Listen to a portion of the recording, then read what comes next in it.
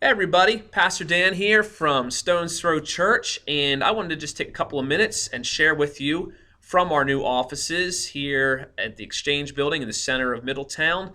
A few thoughts about my upcoming sermon this Sunday. Right now, we are in the middle of the Gospel of Mark, as I'm preaching from the Gospel of Mark for basically an entire year. And we've come to Mark chapter 3. And in this section of the scriptures, Jesus is being accused of being either a lunatic, berserk, bonkers, out of his mind, crazy, in need of a shrink, off his rocker, or just a plain old liar. And the funny thing about this passage is it's not coming just from those whom you would expect it to be coming from. Jesus had his enemies. We know that. That's why he ended up on a cross. And his enemies, to be sure, are accusing him of being crazy in this passage, but they're not the only ones. There are others who are much closer to Jesus who are saying he's out of his mind. It's his family. In fact, we find out it's at least his brothers and probably and maybe his mother as well, saying that Jesus is out of his mind. They're seeing what he's doing, they're hearing what he's claiming to be, and they want to protect him from himself. And so they try to lay claim to Jesus, take charge of Jesus, and Jesus doesn't let them get away with that. But the point that I probably won't get to in my sermon that I want to share with you today, that's kind of hitting me today, is that I think it's interesting that we find that Jesus is having conflict with his family. In this passage, we find the perfect Son of God once again being accused of going too far, but it's from his family. And that causes me to have a few questions. I think it should cause all of us to have a few questions.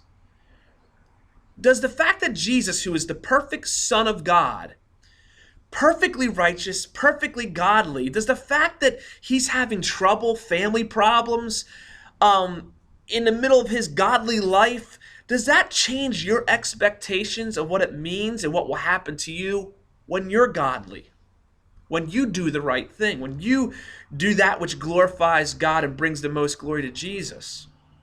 It changes my expectations. See, Jesus was perfect, and here he is experiencing family problems, relational problems, even by those who knew him best. What if doing the godly thing means experiencing more persecution, more discomfort, more hurt, losing relationships? I want you to consider what Jesus said. Do not think that I've come to bring peace to earth. I've not come to bring peace to earth, but a sword. For I have come to set a man against his father, and a daughter against her mother, and daughter-in-law against her mother-in-law. And a person's enemies will be those of his own household. Whoever loves father and mother more than me is not worthy of me. And whoever loves son or daughter more than me is not worthy of me. And whoever does not take his cross and follow me is not worthy of me. Whoever finds his life will lose it, and whoever loses his life for my sake will find it.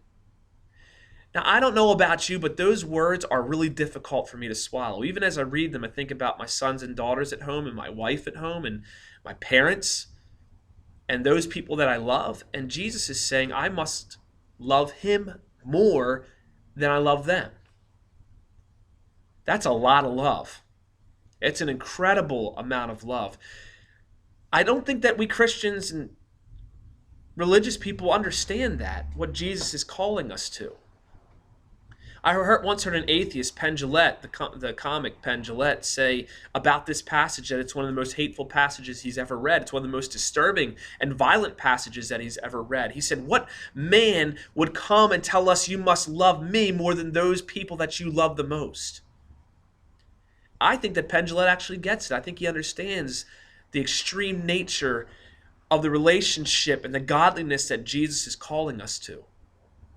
He's not saying love those people less. He's saying love me more, because he redefines those relationships. But when we do the godly thing, sometimes it causes division. And I wonder if we're prepared for that. So the question we got to ask ourselves is this: do we want to bring the most glory to Jesus or the most glory to ourselves? Because often, in fact, most of the time, when we bring more glory to Jesus, that's going to mean some discomfort in our lives. It's going to mean some sacrifice in our lives. That's going to mean hardship that we would rather not go through. I think that sometimes as Christians we think that when we do the godly thing, that everything's just supposed to work out okay, and that God's on our side, and that like Tim Tebow, we're going to win NFL playoff games if we're a Christian, and throw for 316 yards. But that's just not the case. It doesn't always work like that. Eventually, Tim Tebow will lose a game, and eventually we'll lose.